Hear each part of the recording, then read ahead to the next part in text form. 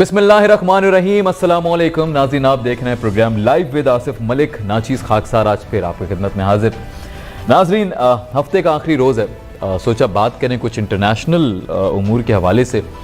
अफ़गानिस्तान को हमने पूरी ज़िम्मेदारी के साथ जो सिचुएशन थी, जो कॉरेस्पॉन्डेंस थी, जो अपडेट्स थी, जो डेवलपमेंट थी, आप तक पहुँचाने की उसको कोशिश की है। आज कुछ डेवलपमेंट्स मज़ीद हैं जिसके ऊपर हम बात करेंगे, जिसमें सबसे पहले इंतहाई अफसोस के साथ जो आज धमाका हुआ अफ़गानिस्तान के अंदर। अब ये सिलसिला वहाँ बढ़ता जा रहा है, धमाकों का सिलसिला जो है अफ़गानिस्तान में वो थम नहीं रहा। ये यके बाद दीगरे धमाके होना, कभी एयरपोर्ट पे, कभी किसी और जगह पे। आज का जो धमाका है जो अफ़गानिस्तान में ठीक नमाज जुमा के दौरान हुआ, जब एक बहुत बड़ी तादाद नमाज पढ़ रही थी, और उस धमाके में तकरीबन कुछ अनकैलकुलेटेड, कुछ अनकन्फर्म्ड, कुछ इस तरह की जो न्यूज़ हैं वो हम तक पहुंच रही हैं, लेकिन जो एग्जैक्ट फिगर है वो अब तक हम नहीं जान सके। कुछ जो अफ़गानिस्तान की अपनी सोर्सेज हैं उसके मुताबिक जो मरने वालों की तादाद है वो तकरीबन 55 है और ज़ख्मियों की तादाद तकरीबन 140-45 के लगभग है। लेकिन तुर्क खबर रसां एजेंसी के मुताबिक जो मरने वालों की तादाद है वो 100 है और 200 से ज़ायद ज़ख्मी जो हैं वो अस्पताल में मौजूद हैं। अच्छा, उसके बाद एक तो हम इस हवाले से बात करेंगे कि दाइश खरासान ने इसकी जिम्मेदारी कबूल कर ली है, तो अब ये जो एक नया सिलसिला शुरू हो चुका है वहाँ पे तालिबान के खिलाफ, जो एक नया चैलेंज आ चुका है। क्योंकि चैलेंजेस की जब हम बात करते हैं तो ऑलरेडी अफगानिस्तान इस वक्त बहुत क्रूशल स्टेज के ऊपर है। उनके पास खाने को नहीं है, वहाँ पे जॉब्स नहीं है, वहाँ पे आपको पता है कि इस वक्त कोई ख़ास उनके पास ज़र मुबादला भी नहीं आ रहा। कोई उनकी सपोर्ट जो होनी चाहिए थी दीगर ममालिक की तरफ से वो भी उस तरह नहीं की जा रही है। अमेरिका ने भी काफ़ी कुछ होल्ड करके रखा हुआ है, तो अफगानिस्तान इस वक्त ऑलरेडी बड़ी क्रूशल स्टेज पे है। उस वक्त इस तरह के जो ग्रुप्स हैं अगर वो शिद्दत पसंद कार्रवाइयाँ करेंगे तो अफगानिस्तान के लिए बहुत सीरियस हो सकता है। इस पर आज हम बात करेंगे पाकिस्तान के रोल के हवाले से भी। दूसरा, कौमी सलामती कमेटी का इजलास हुआ पाकिस्तान में आज, जिसमें वज़ीर-ए-आज़म साहब ने शिरकत की। तीनों मुसल्लह अफ़वाज के सरबराहान मौजूद थे, DGISI जो भी नए तैनात हुए हैं जी वो भी आज मौजूद थे। साथ ही हमारे तमाम जितने सीनियर वज़रा हैं वो भी उस मीटिंग का हिस्सा थे, और जिसके अंदर इसी बात का जोर दिया गया पाकिस्तान जो है वो अफ़गानिस्तान की अमन और जो मुस्तहकम है और जो एक खुशगवार जो है अफ़गानिस्तान जो है खुद मुख्तार चाहता है, और उसके ऊपर हमारी जो कोशिशें वो जारी रहेंगी और दुनिया को भी करनी चाहिए। तो इस हवाले से बात करने के लिए सबसे पहले मैं आज दावत दूंगा, बल्कि मुझे बताया जा रहा है ज्वाइन कर चुके हैं मोहम्मद आमिर साहब, कर्नल साहब, रिटायर्ड। सर अस्सलाम वालेकुम। सर थैंक यू मलिक साहब, शुक्रिया sir thank you so much for joining, talking to you after a long time. काफ़ी हफ्ते गुजर गए, बीच में काफ़ी अपडेट्स आ चुकी हैं, काफ़ी डेवलपमेंट्स हो चुकी हैं। पहले ज़रा बात कर लेते हैं अफ़गानिस्तान की जो सूरत हाल है उसमें जो आज धमाका हुआ है। कर्नल ताहिर साहब को भी मैं वेलकम कर लूँ। सर अस्सलाम वालेकुम। जी वालेकुम अस्सलाम। कर्नल साहब प्लीज़ हमारे साथ रहिएगा। कर्नल आमिर साहब से मेरा पहला सवाल है सर, ये आज जो धमाका हुआ है वहाँ पे, जो कि दाइश खुरासान ने जिसकी जिम्मेदारी भी कबूल कर ली है, और अब जिम्मेदारी कबूल करना मेरे ख्याल में एक अलग बात है, लेकिन उसको किस तरह रोका जाएगा? क्या अफगानिस्तान इस पोजीशन में है कि जिस तरह की सूरत हाल वहाँ पैदा की जा रही है या हो चुकी है उसको वो काउंटर कर सके? आपको क्या लग रहा है अगर इस तरह की सिलसिला शुरू हो जाता है अफगानिस्तान में? ऑलरेडी वो मदद के लिए इस वक्त जो है वो इंतज़ार में है कि दुनिया उनकी मदद करे और सपोर्ट करे। क्या करंट सिनेरियो को कैसे देख रहे हैं सर? बहुत शुक्रिया मलिक साहब, वेरी इंपॉर्टेंट टॉपिक जो आपने 3-4 गिनवाए हैं सारे के सारे। सबसे पहले अगर हम बात करें जो आज का धमाका हुआ, वेरी अनफॉर्चुनेट। जी बिल्कुल। देखिए, इसमें दो चीजें बहुत अहम हैं। जब से ये पिछले 1-1.5 माह की जो सिचुएशन है अफगानिस्तान की, अगर हम इसे केटर करें तो सबसे पहले मैं बात करूंगा पाकिस्तान की। What Pakistan has been pleading to international community कि इस वक्त अफगानिस्तान को सबसे ज्यादा अगर किसी चीज की जरूरत है तो वो एक कम्युनिटी जो हमारी इंटरनेशनल कम्युनिटी है उसकी सपोर्ट की जरूरत है। जब तक वो चीज नहीं आएगी उस वक्त तक अफगानिस्तान में एक जो इस्तेहकाम की हम बात कर रहे हैं वो आ नहीं सकता। अगर हम ये कहें कि जी ये चीज एक्सपेक्टेड नहीं थी, अचानक हो गई और किसी को ये नहीं था कि इस तरह की चीजें होंगी, तो ये बिल्कुल गलत होगा कहना, क्योंकि दाइश का वजूद वहाँ पे मौजूद है, अलकायदा का वहाँ पे वजूद मौजूद है, और वी ऑल नो कि सारे के सारे these are being funded by those powers जो कि कभी भी अफगानिस्तान में इस्तेहकाम नहीं चाहते।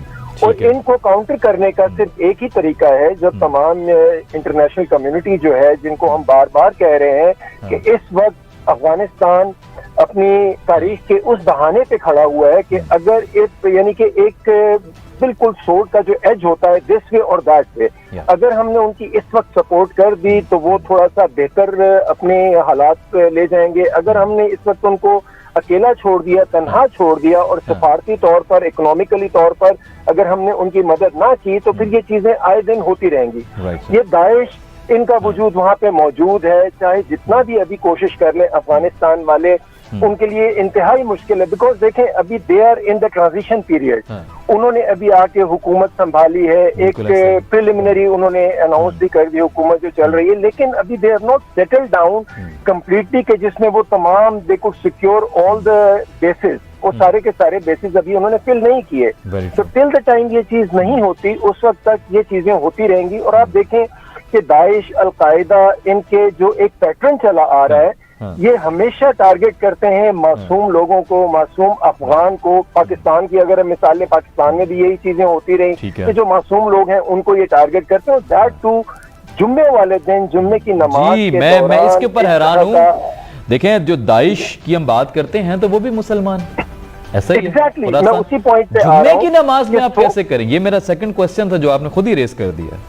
जी जी, तो ये उनकी नजरों, बिकॉज देखें they are not doing it by themselves, ये एक पूरी मुहिम है, इसके पीछे पूरा एक दिमाग है जो कारफरमा है कि किसी तरह भी मुसलमानों के दरमियान एक ऐसी क्लैश, ऐसा एक रिफ्ट पैदा कर दी जाए कि they should be daggers drawn to each other. इसी वजह से जब भी हम देखते हैं कोई भी हमला होता है, उसकी जिम्मेदारी कबूल करने वाला कभी भी हमने नहीं देखा कि किसी और मजहब से हो, वो हमेशा इस्लाम के किसी दाइश की सूरत में होगा, अलकायदा की सूरत में होगा, तहरीक तालिबान पाकिस्तान की सूरत में होगा, या कोई भी जो भी ग्रुप कोई बने हुए हैं, जो टेररिस्ट ग्रुप्स बने हुए हैं, तमाम के तमाम मुसलमान हैं और मारने वालों को भी funded, of course they are being funded, वरना खुद से कैसे वो कर सकते हैं? They are being funded by those powers who never want के, देखिए टारगेट अफगानिस्तान होता है और उसके बाद जो अगर हम बड़े स्पेक्ट्रम पे देखें तो पाकिस्तान है। क्योंकि जब भी हम तो हमेशा से बात करते आ रहे हैं कि गैर मुस्तहकम अफगानिस्तान पाकिस्तान को उतना ही गैर मुस्तहकम करेगा जितना कि अफगानिस्तान खुद मुस्तहकम होगा। और जब तक अफगानिस्तान में इस्तेहकाम नहीं आएगा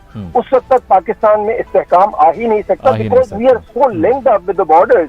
हमारा इस तरह का एक तारीखी हमारा एक इस तरह का ताल्लुक है कि जब भी वहाँ पे कोई इस तरह की चीज होगी तो उसका फॉल बैक जितना भी होगा वो सारे का सारा पाकिस्तान पे आएगा। मैं बिल्कुल आपकी तरफ, मलिक साहब, ठीक है, जी मलिक साहब, मैं सिर्फ आखिरी जुमला ये कहूँ कि ये सिर्फ उसी वक्त रुक सकता है जब तमाम की तमाम जो इंटरनेशनल जो कुव्वतें हैं वो सारी की सारी एक इकट्ठ करें और अफगानिस्तान को उस तरीके से सपोर्ट करें जिस तरह अभी उनको जरूरत है इस चीज की। राइट सर, बहुत शुक्रिया।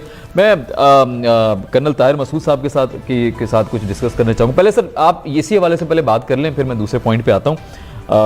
क्या लग रहा है आपको ये जो अब ये नया सिलसिला शुरू हो चुका है धमाकों का? पहले अफगानिस्तान में हुकूमत आ गई, बड़ी कोशिश की, जिस तरह से भी उन्होंने पिछली हुकूमत को गिराया, अब टेक ओवर कर लिया तालिबान ने। अब तालिबान को अपने जैसे कुछ तालिबान का ही कुछ एक सामना है, इस सिचुएशन का सामना है।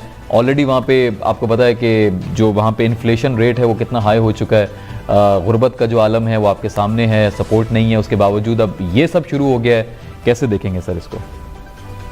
जी बिल्कुल, उसमें काफी वरीइंग सी सिचुएशन है इस वक्त जो है।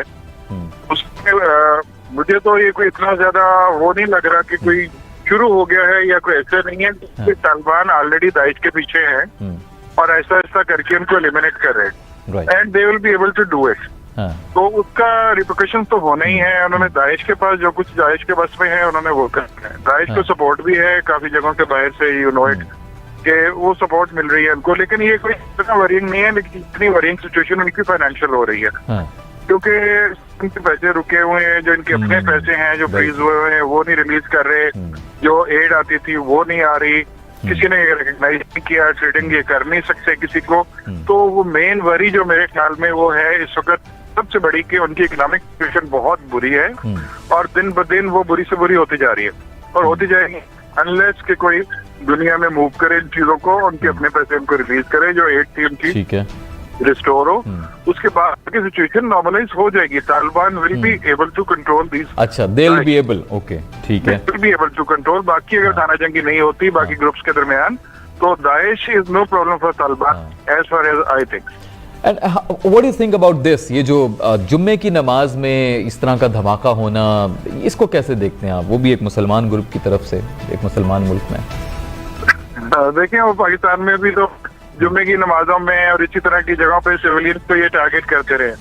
एक्चुअल में दाइश की अगर पूरी हिस्ट्री में जाते हैं तो ये बस नाम के मुसलमान है, और मुसलमान तो इनमें से आई डाउट कि कोई होगा। अच्छा, ठीक है। कोई मुसलमान तो ये सोच भी नहीं सकता कि एक मुसलमान भाई को इस तरह करके, ठीक है, और अपनी दुश्मनी में साथी होते रहते हैं, लेकिन एक मस्जिद में इबादत के दौरान किसी को कत्ल करे, ये मुसलमान कैसे सोच सकता है? बिल्कुल ऐसा ही तो है। इसी से जाहिर होता है। और यहाँ पे भी कितनी एविडेंस थी कि तहरीक तालिबान पाकिस्तान प्लस दाइश, जो भी इनके पकड़े जाते थे और उनको जब डिटेल से एग्जामिन करते थे तो वो कोई और ही चीज निकलती थी अंदर से। तो मुसलमान असल में ये है नहीं। So this is sort of, हाँ, थोड़ा सा बस इम्पोस्टर किया हुआ है, लाइक मुस्लिम्स को। बिल्कुल बिल्कुल। देश जो है दाइश में मुसलमान का बनाया हुआ है ताकि वो सपोर्ट मिलती रहे। आपको पता ही इंडिया में सारी ट्रेनिंग हो रही है, इंडिया में इनके कैंप्स है, सब कुछ इंडिया इनको बैकिंग कर रहा है, वेपन दे रहा है, इंटेलिजेंस दे रहा है, सारा कुछ दे रहा है। लेकिन कब तक? इंडिया के अपने हालात बहुत पतले और इंशाल्लाह बहुत जल्दी ये डाई डाउन हो जाएगा। Right sir. मेरा दूसरा सवाल जो है वो, एक तो कौमी जो हमारी सलामती का आज इजलास हुआ कमेटी का, उसके अंदर उस पर थोड़ी बात कीजिएगा कर्नल साहब। साथ ही जरा सीपैक का भी जिक्र कर दीजिएगा, क्योंकि वक्त भी कम है हमारे पास, कि सीपैक पे क्या स्पीड काम की स्लो है, ऑन ग्राउंड क्या सिचुएशन है इस वक्त? क्या चाइना नाराज है हमसे? इस तरह की खबरें क्यों सुनने में आ रही हैं? अच्छा, जो नेशनल सिक्योरिटी काउंसिल की मीटिंग हुई है उसके तो खैर मेन थ्रू आउट जो है बहुत ज्यादा जो स्ट्रेस था जी, वो तो अफगानिस्तान की सिचुएशन पे था। एग्जैक्टली, बिल्कुल ऐसा कि अफगानिस्तान को डिस्टेबलाइज ना होने दिया जाए, क्या क्या स्टेप्स लिए जाए। तो उसके लिए सबसे बड़ी यही बात थी कि इंटरनेशनल कम्युनिटी पे जोर डाला जाए, रिकॉग्नाइज करे, उनकी एड बहाल करे और ये करे और वो करे, सारा कुछ जो भी स्टेप्स हम पहले डिस्कस कर चुके हैं। एग्जैक्टली। तो पाकिस्तान का तो अभी कल आमिर ने भी और बाकी आपके पार्टिसिपेंट ने भी सबने यही कहा कि पाकिस्तान सबसे ज्यादा अफेक्टेड है। एग्जैक्टली। पाकिस्तान डिस्टेबलाइज होता है और उसमें कोई बहुत ज्यादा इस तरह की क्राइसिस आता है तो पाकिस्तान भी दी मेन अफेक्टेड। तो अब उस चीज को प्रिवेंट करने के लिए आपकी national security council headed by prime minister is the right forum, कि जहाँ पे फ्री का इजहार किया जाए और उसको कैसे उसको फर्दर लेके चलना है और पाकिस्तान क्या क्या कर सकता है। नेशनल सिक्योरिटी काउंसिल का तो मेन सारे के सारा एजेंडा इसी के गिर्द रिवॉल्व करता रहा। आज की फ्री थी, तो बाकी छोटे छोटे जाहिर है डेफिनेटली और पॉइंट्स है जो आहिस्ता आहिस्ता बाहर निकलते आएंगे। अब जरा सीपैक पे भी थोड़ी सी बात कर लीजिएगा, फिर मैं कर्नल आमिर की तरफ जाऊंगा। सीपैक पे बात कीजिए, क्या सीपैक की स्पीड स्लो है? क्या चाइना नाराज है हमसे? क्या ये इस तरह की कयास आ रही है? क्यों जा रही है? ऐसी बात है, ये this is part of propaganda और जो हाइब्रिड वार जिसको कहते हैं। तो ना किसी किस्म की कोई ना चाइना से नाराजगी है, ना सीपैक की स्पीड स्लो हुई है, ना ही कोई रीजन बनती है। You know it very well कि सीपैक एक बहुत वेल ऑर्गेनाइज, ठीक है, बहुत अच्छे तरीके से प्लान चीज है। तो उसको अपनी स्पीड के मुताबिक चल रहा है। थोड़ा बहुत अप्स एंड डाउन उसमें आते रहते हैं, कहीं भी तो ऑब्स्टिकल आ गई, थोड़ा स्लो हो गए, फिर तेज हो गए, फिर स्लो हो गए, तेज हो गए। तो उसमें मेरे नॉलेज के मुताबिक कोई भी ऐसी चीज नहीं है कि चाइना की तरफ से फ्लो आओ किसी किस्म का। राइट, ठीक हो गया। कर्नल आमिर साहब, सर पहले जरा कौमी सलामती के इजलास के हवाले से थोड़ी सी बात कर लीजिएगा, जो मीटिंग हुई है उसके ऊपर बात कर लीजिएगा, अफगानिस्तान के हवाले से, फिर जरा सीपैक पे बात कीजिएगा। क्या सीपैक की स्पीड स्लो है? जी नहीं मलिक सर, देखें पहले अगर नेशनल सिक्योरिटी काउंसिल की जो मीटिंग हुई है अगर हम उससे बात करें तो उसमें 4-5 चीदा इश्यूज हैं जो डिस्कस होते हैं और इस दफा भी हुए हैं डेफिनेटली। एक तो है इंटरनल और एक्सटर्नल जो हमारे इश्यूज हैं, एक वो है। दूसरा है नेशनल एक्शन प्लान पे कि उस पे कौन कौन से पॉइंट्स हैं जिन पे अभी अमल होना बाकी है। फिर बॉर्डर मैनेजमेंट है हमारी, उससे हम देख लें। सबसे इम्पोर्टेंट उसमें अफगानिस्तान आ जाता है, फिर Kashmir and to an extent economy, because economy is the hub जो इन तमाम के तमाम इश्यूज को गवर्न करती है। अब इंटरनल और एक्सटर्नल इश्यूज में अगर आप देख लें तो हमने सबसे पहले यही बात हुई होगी, जो पाकिस्तान एक एफर्ट करने लगा हुआ है अफगानिस्तान में स्टेबल अफगानिस्तान के लिए, उसमें देखा जा रहा है क्योंकि वजीर खारजा भी वहाँ पे मौजूद थे जो अभी चंद ही दिन पहले बल्कि पिछले 1 माह से वो मुसलसल बहुत सारे ममालिक के दौरे करते आ रहे हैं। उन्होंने डेफिनेटली एक ब्रीफिंग दी होगी कि क्या क्या उनकी अपने काउंटर पार्ट से बात हुई है, क्या क्या श्योरिटीज उनको मिली हैं, किन लोगों ने ताउन का यकीन दिलाया है, किन लोगों ने कहा है कि हम यहाँ पे असिस्ट कर सकते हैं।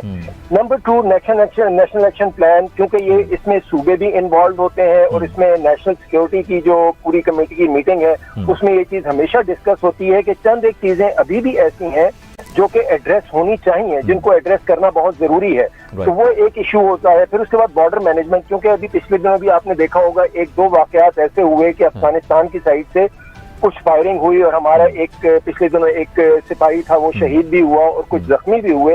उसके ऊपर यकीनन बात हुई होगी कि किस तरह अभी जो बाढ़ हमने लगाई हुई है फिर हमने बॉर्डर भी बंद किया है, हमने स्पेन बोल तक भी बंद है दूसरा। जी अभी आज ही देखे ना, आज की एक छोटी सी मैं डेवलपमेंट आपको वो भी बता दूं, जो शर्मेन है जो डिप्टी सेक्रेटरी है अमेरिका की, उन्होंने ये कहा कि तोरखम बॉर्डर को आप कुछ अर्से के लिए खोलें बिकॉज ह्यूमन वहाँ पे एक ड्राउट हुआ है, लोग आएंगे यहाँ पे, and she was giving the assurance कि जी वो ज्यादा देर यहाँ पर नहीं रुकेंगे, they will be dished out to different countries. लेकिन हमने अपनी इंटरेस्ट देखनी है, जिस तरह के ऑलरेडी एक चीज चल रही है एब्सोल्युटली नॉट वाली, कि उसमें उसके कहने का मकसद सिर्फ प्रीमियर का ये है कि it is only our interest now जिसको हमने सेफ गार्ड करना है। हमने बाकी लोगों की इंटरेस्ट को बहुत सेफ गार्ड कर लिया, बहुत उनको हमने फवाइद पहुंचा दिए, अब हमने सिर्फ और सिर्फ अपने आप को देखना है। फिर उसके बाद यकीनन कश्मीर के ऊपर बात हुई होगी, बिकॉज जितनी गहरी नजर इंडिया के जो अंदरूनी मामलात भी हैं, जिसमें वो शरारतें करता रहता है, नादान किस्म की शरारतें करता रहता है, उनके ऊपर बहुत गहरी नजर रखी होती है, जिसके ऊपर एक ब्रीफिंग दी जाती है।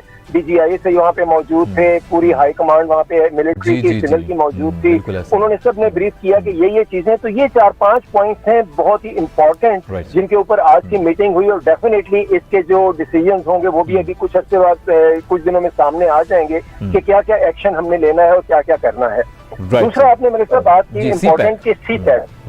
देखिए CPEC जिस तरह अभी कंस साहब ने फरमाया ना कि एक तो हाइब्रिड वॉर है, एक 5th जनरेशन वॉर है, बिकॉज हम ये क्यों समझ के बैठ जाते हैं कि जो CPEC है सिर्फ हमारे लिए एक फायदेमंद चीज है जिससे सिर्फ पाकिस्तान फायदा उठा रहा है, ऐसा बिल्कुल नहीं है। दिस इज एज जितना हमारे लिए फायदेमंद है, मेरा ख्याल है कि उससे दुगना चाइना के लिए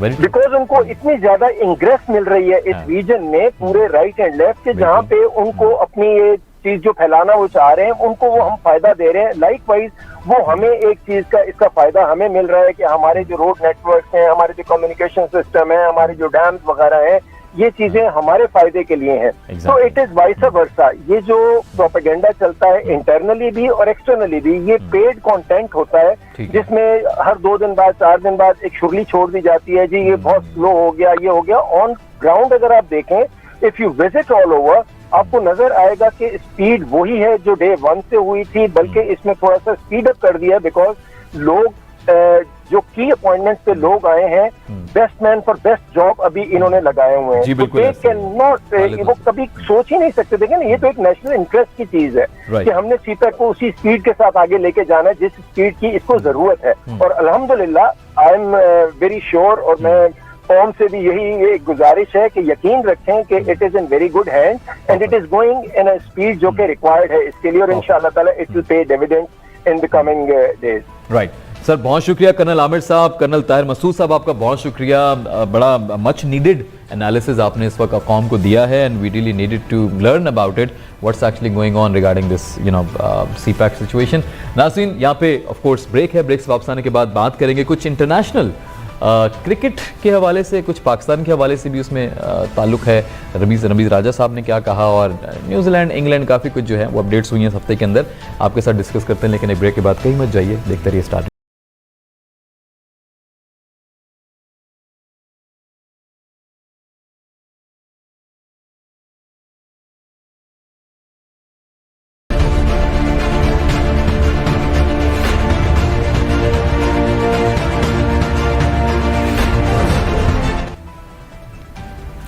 जी नाज़रीन, वेलकम बैक। लौट कर वापस आ चुके हैं। बात कर रहे हैं अब इंटरनेशनल कुछ क्रिकेट के हवाले से, कुछ ICC, कुछ पाकिस्तान के हवाले से, बिकॉज T20 वर्ल्ड कप होने वाला है, उसके हवाले से बात करेंगे। ऑफ कोर्स जब इतने मुअज़्ज़ज़ क्रिकेट के बड़े नाम हमारे दरमियान मौजूद होंगे तो उनसे डेफिनेटली हम टीम सिलेक्शन के बारे में बात करेंगे। लेकिन जो इंपॉर्टेंट उससे ज़्यादा मौजू है वो है कि न्यूजीलैंड ने दोबारा से वही लोग जो यहाँ से गए थे दोबारा आने को तैयार हैं, और वो 2022 के आखिर में या प्रॉबली 2023 के स्टार्ट में या मिड में प्रॉबली आ सकते हैं। इस बात की उन्होंने तस्दीक की है कि हमारी बात चल रही पाकिस्तान क्रिकेट बोर्ड के साथ। रमीज़ राजा साहब काफ़ी एक्टिव नज़र आ रहे हैं, और उन्होंने जो यकीनी तौर पर बड़ा मायूसी का इजहार किया था। उन्होंने कहा था जब पाकिस्तान हमेशा अवेलेबल रहता है, जब दुनिया को उसकी ज़रूरत होती है, लेकिन जब दुनिया को ज़रूरत होती है तो पाकिस्तान की मदद के लिए कोई नहीं आता। लेकिन अब जो है न्यूजीलैंड ने फाइनली जो है इस बात पे एग्रीमेंट का इजहार किया है कि वो आएंगे। अच्छा, इसी के साथ साथ शाह महमूद कुरैशी साहब ने कहा है कि जो इंग्लिश क्रिकेट बोर्ड के चेयरमैन हैं उनका जो इस्तीफ़ा है वो इस बात की शायद अक्कासी करता है कि लगता है पाकिस्तान का जो नुक्ता नज़र था वो हिट कर गया, वो काबिल कबूल रहा। क्या वाकई पाकिस्तान अपनी बात मनवाने में अपना जो स्ट्रॉन्ग, हमने कहा था कि हमें बड़ा स्ट्रॉन्ग एक स्टांस लेना पड़ेगा, वो स्टांस लेने में कामयाब हुआ? क्या वाकई हमने अपनी बात जो जितने भी कंसर्न्ड लोग थे, चाहे वो इंग्लैंड था चाहे न्यूजीलैंड था, वहाँ तक पहुँचाई? प्लस वो जो कुछ शवाहिद निकले थे कि इंडिया मुलविस था और वो तमाम तर चीज़ें, क्या उसने कुछ असर दिखाया? अब ये इसके ऊपर हम बात करेंगे। साथ ही साथ रमीज़ राजा साहब ने आपको पता होगा जी, कुछ रोज कबल एक इंटरव्यू तो नहीं कह सकते लेकिन एक ब्रीफिंग दे रहे थे वो सेनेट के बाद, उसमें उन्होंने ये कहा कि खासतौर पे जो पीसीबी है वो जो है 50% जो है आईसीसी की सपोर्ट पे चल रहा होता है, और आईसीसी की सपोर्ट जो है वो हमारे लिए बहुत ज़रूरी है। और आईसीसी कौन चला रहा है? वो बीसीसीआई यानी कि इंडियन क्रिकेट बोर्ड जो है चला रहा है, और 90% फंडिंग जो है आईसीसी की वो इंडियन स्पॉन्सर्स की तरफ से की जाती है। तो अगर एक दिन इंडियन वजीर आजम ये कह दें कि जी पाकिस्तान क्रिकेट बोर्ड को ख़त्म करना है, तो वो इसको बड़ी इजीली कर भी सकते हैं। हम इस स्टेज पर हैं, तो इस पर भी आज बात करेंगे। सबसे पहले हमारे बहुत ही सीनियर ऑफ कोर्स क्रिकेटर भी थे, चीफ सेलेक्टर भी रह चुके हैं पाकिस्तान के, हारून रशीद साहब ने हमें आज दोबारा ज्वाइन किया है। सर को वेलकम करूंगा। सर अस्सलाम वालेकुम। वालेकुम अस्सलाम, अस्सलाम वालेकुम नाज़रीन। सर बहुत शुक्रिया। आप पहला सवाल आपसे करूंगा, पहले मैं जरा वेलकम करूं पूरे पैनल को। साजिद भाई वालेकुम अस्सलाम वालेकुम। साजिद भाई सर ग्रेट हारून भाई को ग्रेट सलाम। सर आज मैंने वही पैनल दोबारा जमा किया है जिससे आगाज हुआ था इस तमाम सिलसिले का। आपको याद होगा ये जब न्यूजीलैंड की टीम गई थी, साथ ही हमें राजा असद साहब भी हमारे साथ मौजूद हैं। राजा साहब, सर अस्सलाम वालेकुम। अच्छा जी, राजा साहब ज्वाइन कर रहे हैं। मैं हारून साहब आपसे आगाज करूंगा, प्लीज जरा बताइएगा कि पहले हम बात कर लेते हैं न्यूजीलैंड की हवाले से। टीम वापस आना चाह रही है, ठीक है, हो सकता है 2022 के नवंबर के करीब आ जाए, जो अभी राजा साहब ने भी बताया, रमीज राजा साहब ने, कि पॉसिबली ये हमारे पास स्लॉट अवेलेबल है।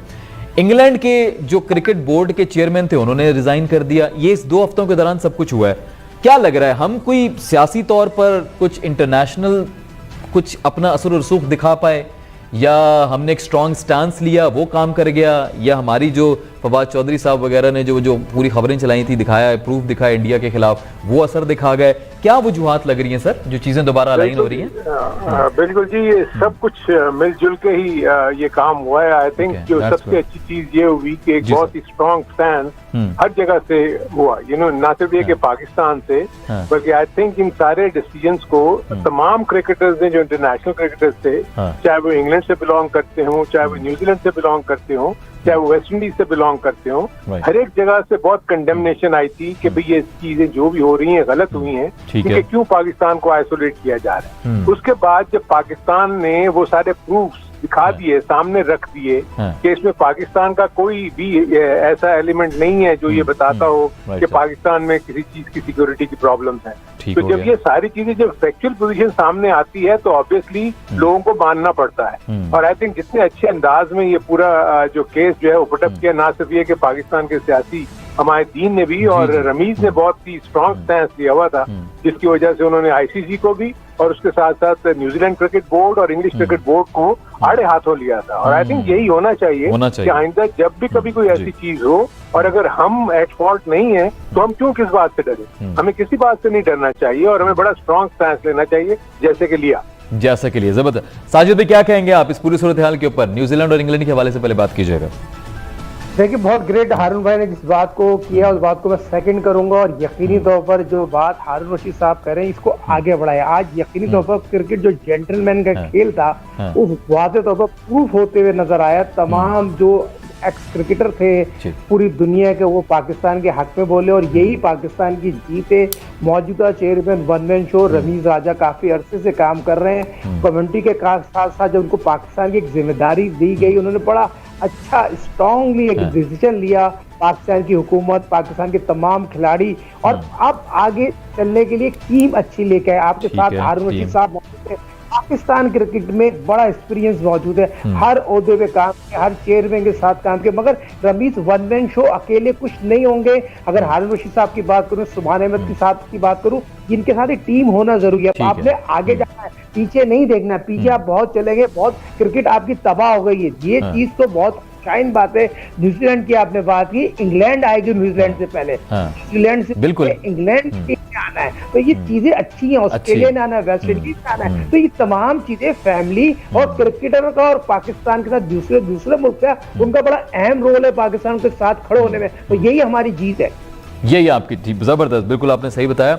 अच्छा, मैं हारून साहब आपसे अब दूसरी बात करूंगा। रमीज राजा साहब का आपने वो डेफिनेटली वीडियो देखी होगी जिसके अंदर वो बता रहे हैं कि पीसीबी, आप तो बल्कि और बेहतर हमें बता सकते हैं कि पीसीबी जो है वो किस सूरत हाल में इस वक्त करंटली मौजूद है। बीसीसीआई कितना, ऑफ कोर्स उसका कितना स्ट्रॉन्ग होल्ड है आईसीसी के ऊपर, बिकॉज दे फंड करते, वो बहुत फंडिंग करते हैं। 90% उन्होंने बताया, अभी एग्जैक्ट फिगर भी हो सकता है या नहीं भी हो सकता, इतनी फंडिंग की जाती है आईसीसी की, बीसीसीआई की तरफ से। पीसीबी को क्या खत्म किया जा सकता है अगर इंडिया चाहे और वाकई इंडियन वजीर आजम चाहें कि जी पीसीबी को खत्म करना है, तो क्या ये मुमकिन है पाकिस्तान को इस तरह से खत्म करना? नहीं, देखिए, प्रॉब्ली जो रमीज राजा का जो पॉइंट ऑफ व्यू था, प्रॉब्ली उसको आउट ऑफ कॉन्टेक्स्ट दिया जा रहा है। उनके कहने का मकसद मैं ये प्लीज क्लैरिफाई कीजिए, इस तरह है, मैं आपको बताऊं थोड़ा उसके पीछे थोड़ा सा आप ये समझ लें कि जी पाकिस्तान क्रिकेट बोर्ड की 3 रेवेन्यू स्ट्रीम्स बनती हैं। ठीक है। नंबर 1 जिसमें आईसीसी का चंक आता है, जिसमें आईसीसी अपना एनुअल जितना भी वो अपना अर्न करते हैं, तो तमाम क्रिकेट बोर्ड्स को एक तनासुब के हिसाब से वो फंड करते हैं। ठीक है। दूसरी तरफ पाकिस्तान के अपने स्पॉन्सरशिप राइट्स हैं, ब्रॉडकास्टिंग राइट्स हैं, जो पाकिस्तान अपने ओन पे पीसीबी जो है वो इसको अर्न करता है। तो आई थिंक इन दो जो बाकी चीजें हैं, इसके ऊपर तो आईसीसी कुछ नहीं कर सकता।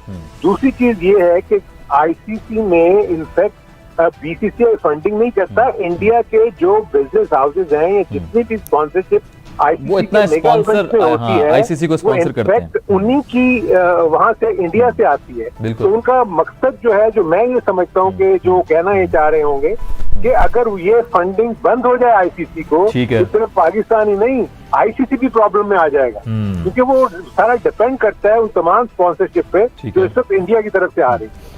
इस वक्त बाकी जगह मुल्कों से भी आएंगी, लेकिन उस रेशियो से नहीं आ सकती जो कि इंडिया, क्योंकि बहुत बड़ी मार्केट है और उसमें बहुत ज्यादा लोग मौजूद हैं जो कि इस तरह की फंड करते हैं, बड़ी बड़ी कंपनीज हैं। तो इसलिए जो आईसीसी का वहां पर जो है मजबूरी इसी बात पे आ जाती है कि जो रेवेन्यू स्ट्रीम्स देखते हैं, जो स्पॉन्सरशिप की स्ट्रीम्स देखते हैं, वो देखते हैं कि सारा का सारा धारा तो इंडिया से आ रहा है। अगर हमने इनको नाराज कर दिया तो हम फिर कहाँ रह जाएंगे, और जब वो रह जाएंगे तो ऑब्वियसली पाकिस्तान की फंडिंग भी बंद हो जाएगी। अब अगर मोदी इस तरह की अगर कोई फजूल हरकत, उससे आप किसी की चीज को एक्सेप्ट कर सकते हैं, क्योंकि जिस तरीके से आप देखें उसने अभी तक जितने भी डिसीजन लिए हैं उसके पीछे कोई भी राइम एंड रीजन नहीं होता और वो डिसीजन दे देता है। उसके अपने मुल्क में लोग जो हैं वो भूखों मर रहे हैं, लेकिन यह है कि उसको इस चीज की कोई फिक्र नहीं। लेकिन यह है कि वो करके डेफिनेटली डेंट तो बचा सकता है।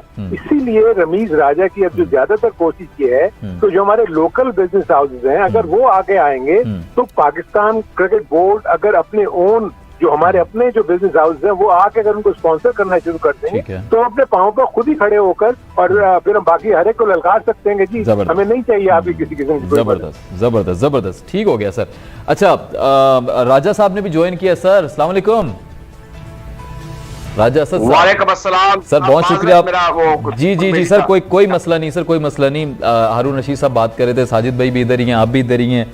आपको याद होगा जब ये न्यूजीलैंड की टीम गई थी तो बड़ा एक इमोशनल सा, बड़ा एक स्ट्रॉन्ग सा हमने शो किया था, तो वही आज तमाम चेहरे भी और मौजूद गेस्ट आज मौजूद हैं। अच्छा राजा साहब, मैं आपसे सवाल कर लेता हूँ, फिर साजिद भाई की तरफ मुझे जाना है। पहले मुझे बताएं, न्यूजीलैंड इंग्लैंड का ये जो अभी कुछ अपडेट्स आई हैं, दोबारा से वो वापस आना चाहते हैं, इंग्लैंड के क्रिकेट बोर्ड के चेयरमैन को भी जाना पड़ गया, शायद इतना प्रेशर दिया गया उनको हुकूमत की तरफ से। शाहमद कुरैशी साहब ने भी कहा, हमने पॉइंट रेज किया था। तो सबसे पहले जरा अपना जाती तज्जिया कीजिएगा, क्या लग रहा है आपको, ये पाकिस्तान के हक में चीजें बेहतर हो रही हैं और वजूहात क्या हो सकती हैं? देखिए, जहां तक इयन बटमोर के जाने का ताल्लुक है और जो पाकिस्तान हम समझते हैं कि हमारी जीत है, ठीक है, मौकफ तो रजिस्टर हो गया है और लोगों ने ओवरवेलमिंगली पाकिस्तान को सपोर्ट किया है। लेकिन ये अभी मैं इसको 100% यकीन नहीं कर लेना चाहिए कि वो अगले सीजन में जरूर हमारे पास 100% कंफर्म हो गए, क्योंकि ये जो है ना, ये चीजें वैसी चलती रहती हैं। इस पर हमें काफी होशियार रहना होगा। जहां तक ताल्लुक है न्यूजीलैंड के अंदर भी बात होती रहती है, वहां के लोग खुद भी उस तरीके से नाखुश है जैसे इंग्लैंड के लोग इस फैसले पर नाखुश हैं। देखिए, हमने पाकिस्तान है, दुनिया जानती है कि हमने अफगान वार हो, हमने फलस्तीन का इशू हो, कश्मीर का इशू हो, हर जगह कुर्बानी का बकरा बने हुए हैं। अब एक खुशी जो हमें मिल रही थी यहाँ पर आने से इंग्लैंड के, न्यूजीलैंड के, वो भी इन्होंने दी, और हम इनके भी यहाँ पर अपने अमन की फौजें भेजी हैं दुनिया के मुख्तलिफ मुल्कों में भी, तो हमारा एक बड़ा इंपॉर्टेंट रोल रहा है। अच्छी बात है कि इस सारी सूरत हाल में हमारी वजारत खारजा, हमारा क्रिकेट बोर्ड और हमारी हुकूमत जो है वो पेज पर है, तो ये अब अच्छे फैसले, और मेरे ख्याल में ये आप कह सकते हैं कि ये गुड साइन डेवलपमेंट है। ठीक हो गया, राइट सर। साजिद भाई, आपकी तरफ आता हूं, प्लीज मुझे बताइएगा, अब जरा बात कर लेते हैं, मेरे ख्याल में T20 की वक्त भी मेरे पास कम है, तो जरा सिलेक्शन के ऊपर चले जाते हैं। आप जब भी लास्ट टाइम भी जब आए तो आपने एक बात सरफराज आप कर रहे थे, और आपने कहा कि सरफराज के बिना टीम इनकम्प्लीट है और सरफराज को टीम में होना चाहिए। Finally a good news, Sarfaraz the hero is back in the team. क्या क्या कहना चाहेंगे इस हवाले से? Now you are satisfied with the team? Team अच्छी लग रही है? हाँ, आज आसिफ अली की जगह शोएब मलिक आ जाए तो टीम बैलेंस थी, मगर टीम बहुत बेहतर है। सरफराज के आने से बहुत बेहतर हो गई है और टीम गैल में आ गई है। जहाँ हम बात करें, फकर आ गया है तो बहुत अच्छी टीम नजर आ रही है, और हैदर बहुत अच्छी फॉर्म में है और बॉल उसके बहुत बैट पे आ रही है। मगर यहाँ पर आसिफ अली की जगह शोएब मलिक, जिस तरह उसकी फॉर्म है और 20-21 साल का उसका एक्सपीरियंस है, 2020 शॉर्ट फॉरवर्ड में बेहतरीन क्रिकेटर, तो पाकिस्तान क्रिकेट टीम एक बेहतर शेप में आ जाती है। 12 हम पाकिस्तान क्रिकेट टीम और जो टीम सेलेक्ट हो गई है इसको गुड लक कहते हैं। और पाकिस्तान इंडिया का तो कांटे का मैच होता है, जंग का समाज पेश करेगा। अब उम्मीद रखते हैं पाकिस्तान एक अच्छे शेप में शॉर्ट फॉर्मेट क्रिकेट में अच्छा रिजल्ट देने की सलाहियत रखती है। विकेट टीम जो 5 बॉलर से पाकिस्तान को जाना चाहिए, 6 बैट्समैनों से जाना चाहिए, कि 120 बॉलर पर बहुत इंपॉर्टेंट होता है बॉलिंग पावर प्ले और बॉलिंग बैटिंग पावर प्ले। अब पाकिस्तान की देखिए आपने, बाबर और रिजवान तो बहुत शानदार फॉर्म में नजर आ रहे हैं, उसमें तो कोई दो राय नहीं। अब आने वाले वक्तों में 10 दिन ये क्वारंटीन करेंगे, उसके बाद जो पाकिस्तान इतवार में प्रैक्टिस शुरू करेगी और पाकिस्तान क्रिकेट टीम एक गैल में हो जाएगी। और आपके प्रोग्राम में ब्रेकिंग न्यूज, ये हैदर अपना सकरैन मुश्ताक इस टीम के हेड कोच हैं, और ये बड़ी खुशाइन बात है। सकरैन मुश्ताक क्रिकेट का एक बहुत बड़ा नाम है, और यहाँ पर एक, क्योंकि हमारे पास हारून रशीद साहब मौजूद है, इस वक्त का फायदा उठाते हैं। हमारे पास हारून रशीद जैसा बंदा अगर मैनेजर हो जाए, क्योंकि आज जंग के मुकाम पे मैनेजर का बड़ा अहम रोल है। मंसूर राना यंग है, उस तरह हैंडल नहीं कर सकते मेरे भाई। अब आपको जोड़ने की बात है, आपको जोड़ने का मकसद ये, आपके साथ सीनियर खिलाड़ी, मैं बार बार हारून रशीद का नाम क्यों लेता हूँ, क्योंकि हारून रशीद मेरे कप्तान की 20 साल क्रिकेट बोर्ड में एक्सपीरियंस है, बहुत बड़ा नाम, बहुत बड़ा नाम काम कर चुके हैं, बेहतरीन कोच, बेहतरीन मैनेजर। और आपको एक बताते चलूं, जो पाकिस्तान के मिडिल ऑर्डर की बात कर रहे हैं, तो हारून रशीद से बड़े छक्के कोई मारता नहीं था। आपको याद होगा पाकिस्तान के इमरान खान साहब बोलते थे हारून को देखो किस तरह जिन खेलता है। तो आज आपके प्रोग्राम में एक बता दूं, छक्के जो मारते थे ना, तो आपके साथ जो मौजूद है हारून रशीद से बड़े कोई छक्के नहीं मारता था। तो अब भी आप कह रहे हैं उनको आके छक्के मारने चाहिए। टीम में आपको टीम प्लानिंग, गेम प्लानिंग की जरूरत है, और सिंगल डबल के साथ आपको जो मेरिट की बॉल है वो खेलना आना चाहिए मेरे भाई। T20 में तो बहुत इंपॉर्टेंट रोल प्ले करेगा जी। हारून रशीद साहब सर, एक्चुअली ये बात तो ठीक की कि जो टीम में चेंजेस आई हैं वो बड़ी खुशाइन है इस पॉइंट ऑफ व्यू से, कि हम हमेशा से पिछले 1 साल से बात कह रहे थे कि पाकिस्तान को प्रॉब्लम ये हो रही है कि मिडिल ऑर्डर बैट्समैन नहीं है, इसकी वजह से पाकिस्तान हार रही है। अब सरफराज को लिया है शोएब मलिक का, जैसे कि साजिद कह रहे थे, मैं भी फील कर रहा था कि शोएब मलिक को टीम में आ जाते तो और मिडिल ऑर्डर स्ट्रांग हो जाता। लेकिन अब मेरी तरफ जो प्रॉब्लम है वो ये है कि अगर सरफराज टीम में है ना तो 11 का हिस्सा हो। अगर सरफराज 16 में बैठे हुए हैं तो उनका कोई फायदा नहीं है बेंच पे बैठने का, क्योंकि वो ऐसे प्लेयर हैं जो कि मैच को फिनिश करते हैं। अभी भी देखें कि उनकी टीम मुश्किल में होती है, वो निकाल के ले जाते हैं। तो आई थिंक अगर शोएब मलिक नहीं है तो सरफराज को as a middle order batsman इनको बिल्कुल खिलाना चाहिए, वहाँ एक्सपीरियंस की जरूरत होगी। किसको रिप्लेस कर सकते हैं? शोएब साहब भी तो अभी तक उनके भी MRI करवाई गई है। नहीं, वो तो करवाई गई। देखिए 2-3 चीजें अपने ध्यान में रखें कि आपको पावर हिटर जो है ना, वो ये 5 बॉलों पे 10 रन करने वाले या 10 बॉलों में 20 रन करने वाले, अगर वो मैच नहीं जिताते तो उनका फायदा नहीं है। आपको वो लोग चाहिए कि जो सिचुएशन को देखते हुए उसके मुताबिक खेले और टीम को मैच जिता के ले आए, जो चीज सरफराज के पास मौजूद है, जो कि शोएब मलिक के पास मौजूद थी। बाकी प्लेयर्स चाहे आप हैदर को कहते हैं उसके बल्ले पे बॉल आ रही है जैसे कि साजिद कह रहे हैं, लेकिन इनका किसी वक्त भी आउट हो जाना जो है वो टीम को मुश्किल में डाल देता है ना। अब तो देखना है कि फखर जमान भी आ गए हैं, अगर वो ओपन करते हैं तो नंबर 3 पे बाबर आएंगे, 4 पे हफीज, 5 पे आपके पास शोएब मकसूद अगर बनते हैं, तो 6 पे आपके पास बहुत ही आइडियल जगह है जहां पर सरफराज अहमद आके मैच को फिनिश कर सकते हैं। तो मेरे अपने नजदीक लो बाउंस पिचेस हैं वहां पर लो स्कोरिंग मैचेस होंगे यूएई में, जैसे कि अभी आप देख रहे हैं आईपीएल में। तो मेरे नजदीक 160 165 जो है ना वो एक विनिंग स्कोर होगा। तो वहां पर जरूरी नहीं कि पावर हिटर की जो गेंद है वो बाउंड्री लाइन से बाहर ही जाए, वहां थोड़ा आपको क्राफ्ट करना पड़ेगा, थोड़ी समझदारी से बैटिंग करनी पड़ेगी। इसलिए मुझे जरूरत है कि सरफराज को 11 में होना चाहिए। अच्छा जरा बताएं कि साजिद साहब जिस तरह बड़ा एम्फसाइज भी कर रहे हैं और हम भी सब पूछ लेते हैं आपसे सवाल, क्या आप खुद को देखते हैं पीसीबी में फ्यूचर में? अरे यार छोड़े, इतना माशाल्लाह साजिद वगैरह तो मेरे साथ मैं इनको खेला हुआ हूँ, मैंने इनको कप्तान भी किया हुआ है, बहुत अच्छे से ये मुझे जानते हैं। इसकी बात कर रहे हैं, देखिए मैंने इसके मुल्क के लिए जितना भी मैं कुछ कर सकता था अल्लाह ताला के हुक्म से मैंने बहुत कुछ किया है, और अपने मुल्क के लिए कभी भी कोई शख्स कैसे कुछ ना करेगा। वो नहीं एक्सपीरियंस आपको अगर शेयर करने का दोबारा मौका मिले कि रमीज आए हैं, अपनी टीम बनाए, और आई विश देम कि वो अपनी अच्छी टीम चुने। मैं सिर्फ ये चाहता हूँ कि जो भी लीडर को मरवाता है वो उसके जो इर्द गिर्द के लोग हैं वो मरवाते हैं। तो वो अगर अच्छे चुन लेंगे तो मैं कोई वजह नहीं समझता, क्योंकि रमीज को भी बहुत अच्छे से मैं जानता हूँ, वो मेरे अंडर में कोचिंग में भी वो गए हुए हैं, वो कप्तान थे, मैं कोच था, तो मुझे बहुत अच्छी तरह आइडिया है कि वो किस तरीके से चीजों को लेके चल रहे हैं।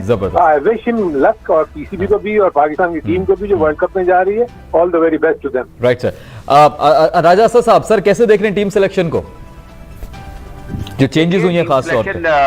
ये एक बेहतर तब्दीली है, क्योंकि काफी प्रेशर था और बात शुरू में नेपोटिज्म की और इनकम्पिटेंसी की chairman of selectors and his colleagues are concern.